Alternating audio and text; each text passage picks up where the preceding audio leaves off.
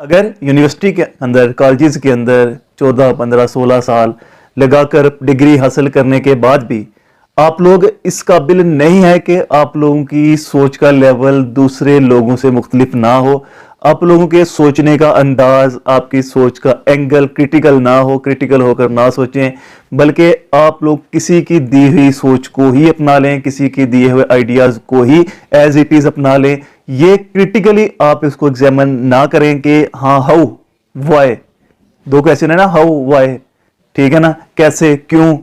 क्यों आए, कैसे हो सकता है ये, इस तरह अगर आप इस तरह किसी भी चीज को इस एंगल से लेकर ना सोचेंगे, अगर आप इसको इस तरह हैंडल ना करने की सलाहियत आपके अंदर नहीं है, तो आपने जो डिग्रीज हासिल की हैं वो सिर्फ और सिर्फ आपके तालीमी अखराजात की रसीदें हैं। इसके अलावा वो एक कागज का टुकड़ा है, क्योंकि उन्होंने आपके अंदर किसी भी किस्म की आपकी पर्सनैलिटी के अंदर चेंजेस नहीं लाई, क्योंकि आपका सोचने का अंदाज अभी तक वही है। आप अभी तक दूसरों को ब्लाइंडली फॉलो कर रहे हैं, दूसरों की सोच को अपना रहे हैं, खुद से आप लोग उनसे डिफरेंट सोचने की कोशिश ही नहीं कर रहे। कोशिश क्या करने का, अगर इसने कह दिया एक बंदे ने कि ये चीज ऐसी होनी है, ठीक है ना, तो आप लोगों को करना चाहिए यार ये कैसे होगी, अगर ऐसे तो क्यों होगी। ये आपके अंदर ये तजस्सुस है ना,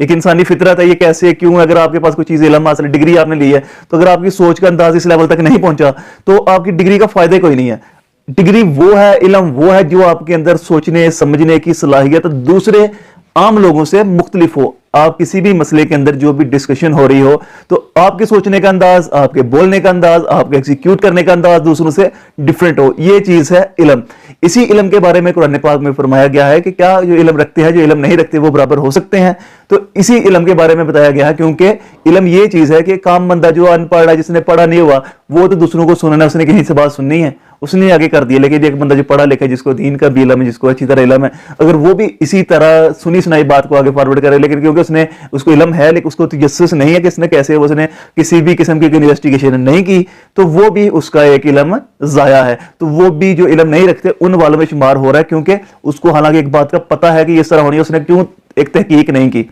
अक्सर आप लोगों ने एग्जाम के अंदर देखा होगा, अगर आपने एग्जाम के पेपर पे देखें तो एक चीज लिखी होती है, critically examine the situation, critically answer this question. तो क्रिटिकल क्या होता है? क्रिटिकल मतलब तनकीद रख के इसके ऊपर, इसके अंदर कौन सी बेहतरी की जा सकती थी, इसके अंदर कौन सी गलतियां हैं, कौन सी बेहतरीन किस्म की इसके अंदर चीजें हैं। तो ये दोनों चीजें मिलाकर एक क्रिटिकल एग्जामिन ये होता है कि आप लोगों ने उसको गलत साबित नहीं करना होता, कि आपने उसको कौन कौन सी चीजें बेहतर हो सकती थी, ठीक है ना। इसी तरह आपकी सोच का, आपका अंदाज, आपकी एग्जीक्यूशन एक जो इल्म नहीं रखता उससे डिफरेंट होनी चाहिए। पढ़े लिखे आदमी का ये एक डिफरेंट अंदाज होना चाहिए कि उससे दूसरों की उसकी राय मुख्तलिफ हो, कि आप लोग उसकी राय से मुत्तफिक हो सकते हैं, लेकिन पहले से ही प्री डिटरमिन्ड नहीं हो सकते कि हाँ उसने ठीक कह दिया, ठीक है, जो उसने कह दिया वो ठीक है। तो इसीलिए जो आप इल्म हासिल करते हैं, कोशिश करें कि वो आपकी तलीमी अखराजात की रसीदें ना हो, बल्कि वो आपका असल वाला